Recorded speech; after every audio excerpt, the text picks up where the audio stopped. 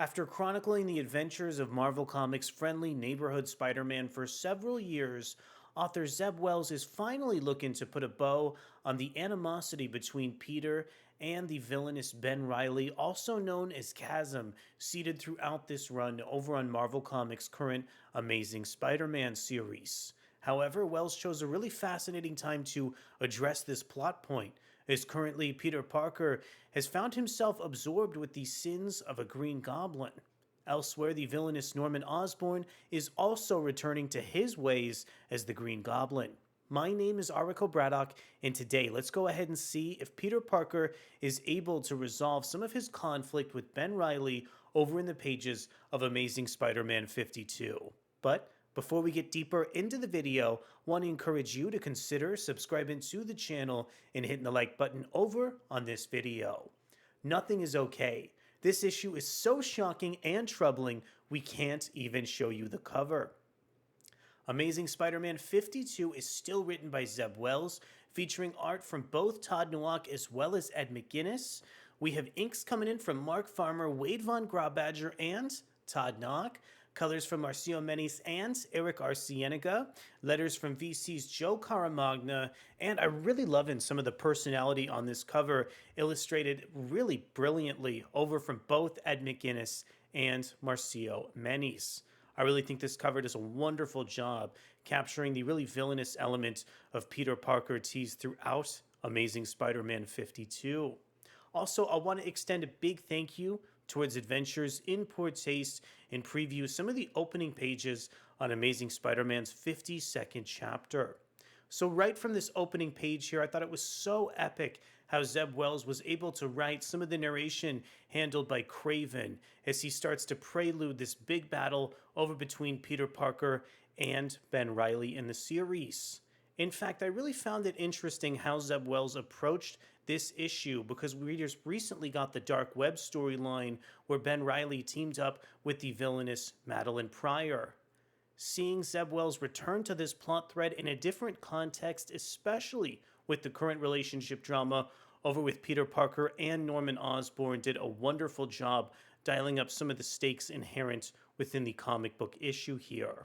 After checking in on the fascinating subplot between both Chasm and Spider-Man duking it out, Zeb Wells actually heads over to Oscorp to cover some of the recent ongoing adventures with the villainous Norman Osborn.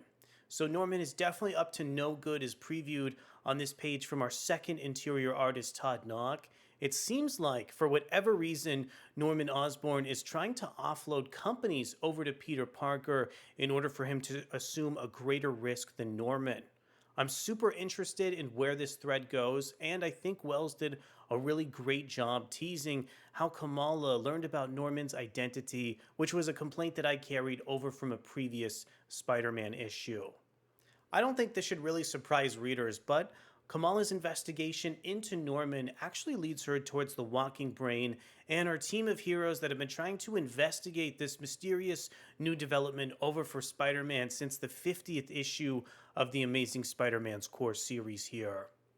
Also, watching Kamala learn about some of the mysterious elements of Norman Osborn before some of the other characters in our supporting cast really reflects how smart she is and just how Zeb Wells has been able to craft some of her narrative as a supporting player in the Amazing Spider-Man's ongoing series as well. Readers might not realize it at first, but the more I read Amazing Spider-Man 52, the more I can see Zeb Wells tracing back some of the plot threads over to the Dark Web storyline.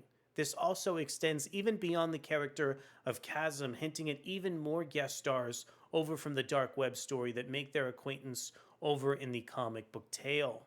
But before we go here, I also want to put a major emphasis on Ben Reilly's massive fight over with Peter Parker.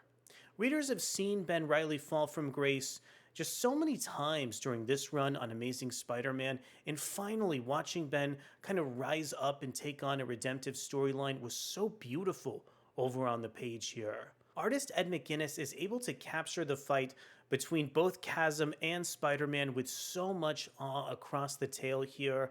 I think there's just something so epic about the way McGuinness is able to trace some of the goo extending over from Chasm when he faces off against Spider-Man.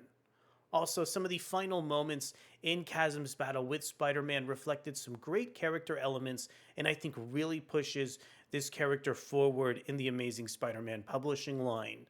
Plus, this plot thread even extends beyond this current run of Amazing Spider-Man and reflects the Amazing Spider-Man Beyond storyline, where Zeb Wells also worked with the character of Ben Reilly amongst a sea of other comic book writers as well.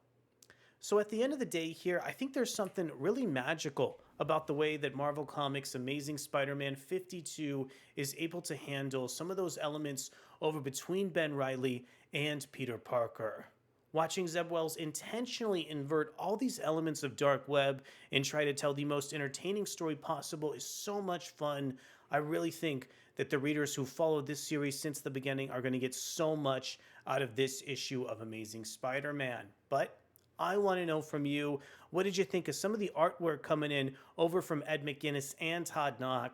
I think the final page over from Todd Nauck was a vast improvement over so many of the pieces of artwork we've seen in previous installments. Thank you so much for coming to watch our video over on Amazing Spider-Man 52, and we'll be back to watch the end of Zeb Wells' Amazing Spider-Man run as Marvel Comics publishes it. Thanks so much, and I'll see you soon. Bye.